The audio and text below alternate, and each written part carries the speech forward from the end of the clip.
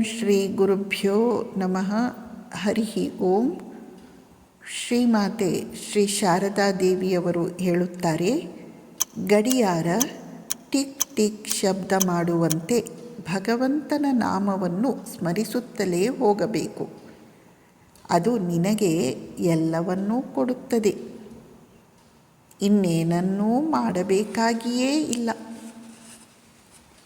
ಶ್ರದ್ಧೆ ಮತ್ತು ನಿನ್ನ ಆದರ್ಶಕ್ಕೆ ಬಲವಾಗಿ ಅಂಟಿಕೊಳ್ಳುವುದು. ಶ್ರದ್ಧೆ ಮತ್ತು ನಿನ್ನ ಆದರ್ಶಕ್ಕೆ ಬಲವಾಗಿ ಅಂಟಿಕೊಳ್ಳುವುದು ಇವೇ ಮುಖ್ಯ. ನಿನ್ನಲ್ಲಿ ಇವಿದ್ದರೆ ಎಲ್ಲವೂ ದೊರೆಯುತ್ತದೆ.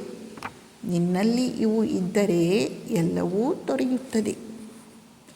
ಮತ್ತೆ ಹೇಳುತ್ತಾರೆ, ಮನಸ್ಸು ತಾನಾಗಿಯೇ ಶಾಂತವಾಗುವುದಾದರೆ ಪ್ರಾಣಾಯಾಮದ ಅಗತ್ಯ ತಾನೇ ಏನಿದೆ?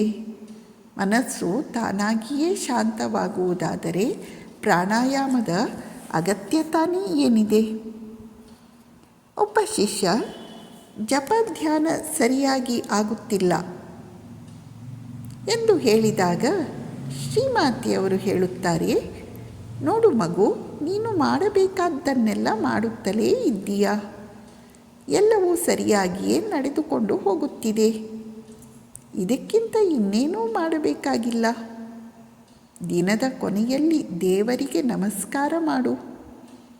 ಮನುಷ್ಯ ಯಾವುದಾದರೂ ಒಂದಕ್ಕೆ ಬಲವಾಗಿ ಅಂಟಿಕೊಂಡರೆ ಸಾಕು, ಬೇರೆ ಇನ್ನೇನನ್ನೂ ಮಾಡಬೇಕಾಗಿಲ್ಲ. ಎಲ್ಲವೂ ತನ್ನಷ್ಟಕ್ಕೇ ಆಗುತ್ತದೆ. ಇನ್ನೊಮ್ಮೆ ಹೇಳುತ್ತಾರೆ, ಕಾಲಕ್ರಮೇಣ ಮನಸ್ಸೇ ಗುರುವಾಗುತ್ತದೆ. ಏಕಾಗ್ರತೆ ಇಲ್ಲದೆ ಗಂಟೆಗಟ್ಟಲೆ ಪ್ರಾರ್ಥನೆ ಧ್ಯಾನ ಮಾಡುವುದಕ್ಕಿಂತ ಪೂರ್ಣ ಮನಸ್ಸಿನಿಂದ 2 ನಿಮಿಷ ಧ್ಯಾನ ಮಾಡುವುದು ಉತ್ತಮ. ತುಂಬು ಮನಸ್ಸಿನಿಂದ ನೀನು ಭಗವಂತನ ನಾಮವನ್ನು ಒಂದು ಸಲ ಸ್ಮರಿಸುವುದು ಒಂದೇ, ಮನಸ್ಸಿಲ್ಲದೆ ಲಕ್ಷ ಜಪ ಮಾಡುವುದು ಒಂದೇ. ನೀನು ದಿನವಿಡೀ ಜಪ ಮಾಡಬಹುದು, ಆದರೆ ಮನಸ್ಸು ಎಲ್ಲೋ ಇದ್ದರೆ ಏನೂ ಪ್ರಯೋಜನ ಆಗುವುದಿಲ್ಲ. ಜಪದಲ್ಲಿ ಏಕಾಗ್ರತೆ ಇರಬೇಕು.